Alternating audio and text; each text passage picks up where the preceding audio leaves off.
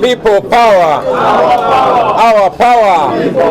NUP everywhere. Basebo ne banyabo balamusiza. I greet you all, gentlemen, in the Almighty's name. I'm sure many of you have already received the terrible news. I'm here to reaffirm the terrible news that we have lost the Honorable Muhammad Segirinya, Member of Parliament for Kawempe North. Segirinya has been and will remain a comrade. You all know the circumstances that led to the chronic illness and final death of Segirinya. He endured prison, unjustified prison, he endured torture. He always complained, but many people used to take it for a joke until they can't take it for a joke no more. Very sadly, we've lost Muhammad Segirinya. We condole with the family. The tentative program is that we shall hold a vigil this evening, beginning at 4 p.m. at the National Unity Platform headquarters. We shall spend the night there with our brother. Tomorrow, Segirinya will be honored in the Parliament of Uganda, and we shall also proceed in the afternoon to hold prayers for him at Mbogo Mosque, and thereafter we shall go home. But will be the Sunday in as we understand that Muhammad Segirinya is a Muslim. He was a devoted Muslim. However, his family has requested the leaders of his religion, his relatives, brothers and sisters, to fly into the country, and many of them are flying in. That is why they've requested that we back here on Sunday. Basebo ne banyabo taluda banji kumwe mawulidde dda mawulire naye ndi wano kakasa mawulire g'okufa kwa muganda waffe Honorable Muhammad Segirinya, MP wa Kawempe North. Inna lillahi wa inna ilaihi rajiun. Segirinya mwena abasinga mwalaba ebyetolerwa kukwatibwa kwe, kutulugunyizibwa. Oluvannyuma okufa kwe yakukulumanga yemulugunyanga ebiseera bingi, naye kubanga yali musaazi bantu bangi balowoozanga nti Segirinya yalinga mu kusaaga, naye ffenna tulaba embeera gy'ayi yemaliriza ng'emusse. Kitalo nnyo, kitalo ddala. Ebyokuziika kwa Segirinya sofa biyimiridde bwe biti. Lwaleero tugenda kuma olukungubala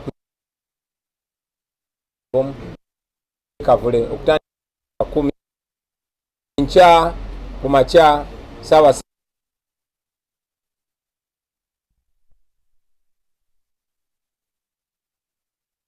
ejo tunaava mu ssaawa ez'omutuntu, ate bamusale ku muzigiti Embogo. bwe tunaavaawo tugende mu maka ge ekati gy'anaasula, twali e Masaka era ng'agenda kuziikibwa ku lunaku olw'Essande e Masaka. Endagiriro ejja kuba ebaweebwa. Tukimanyi bulungi nti Segirinya abadde musajja Muisiraamu era nga ssaamu nnyo eddiini y'ekitiibwa. Okusinziira ku byalaama ne byayogera ne famire ye, n'okusinziira ku naddala nga abaganda be abamu bali mitala w'amayanja gye batulwa mukaaga, famire ye esabye obukulembeze bw'Abasiraamu tulindeko baganda be batuuke alyoke aziikibwe, kyetutaddemu ekitiibwa. Kitalo nnyo, kitalo ddala. Abasebo ne bannyabo, abawagizi ba Segirinya, abamwagala, ababadde akiikirira, naffe bakulembeze. Omukama tusaba musaasire byonna byamusobako, omwoyo gwe agulamuze ekisa. Ebisigadde tunaba tubibategeeza.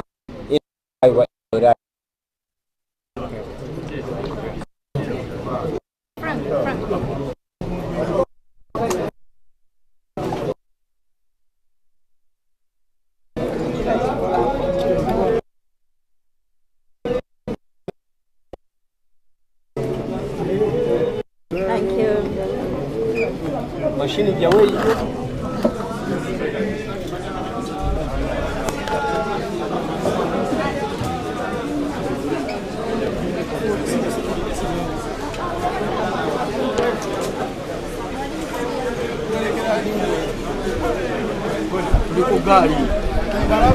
Lubaga.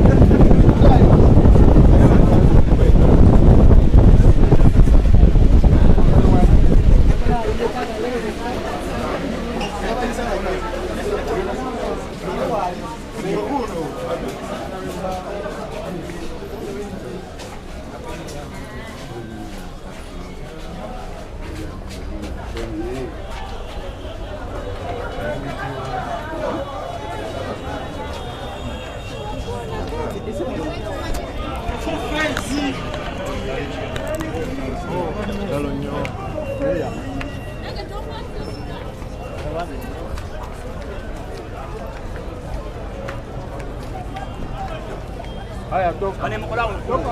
Toka bana, toka. Haya fungua baba.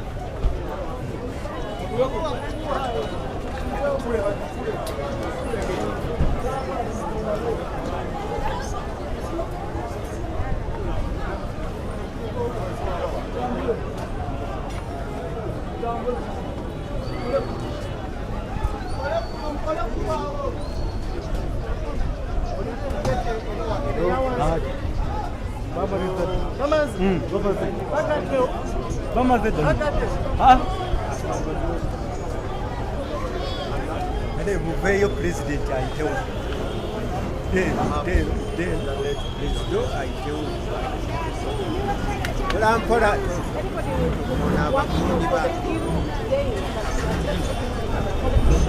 mpola tokoona abagundi bawumbireko nno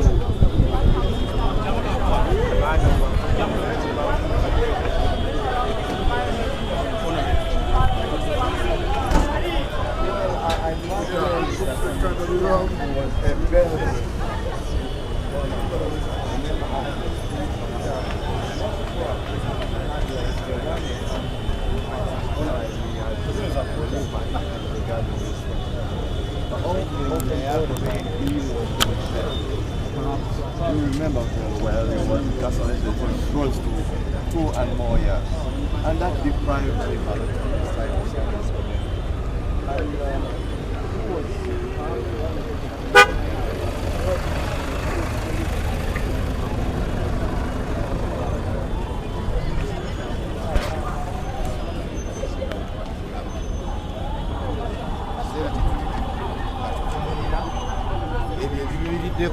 Segirinya okufa. Nasema alikuwa mzuri, simama.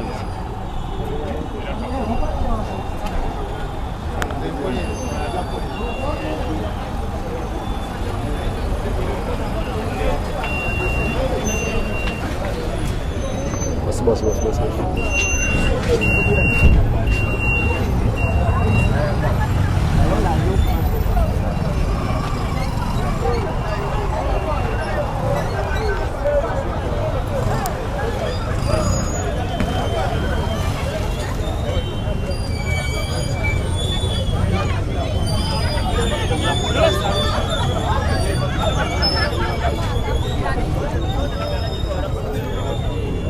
Ayogedde direct.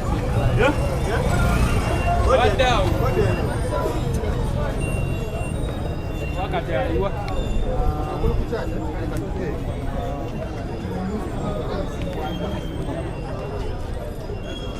Wali.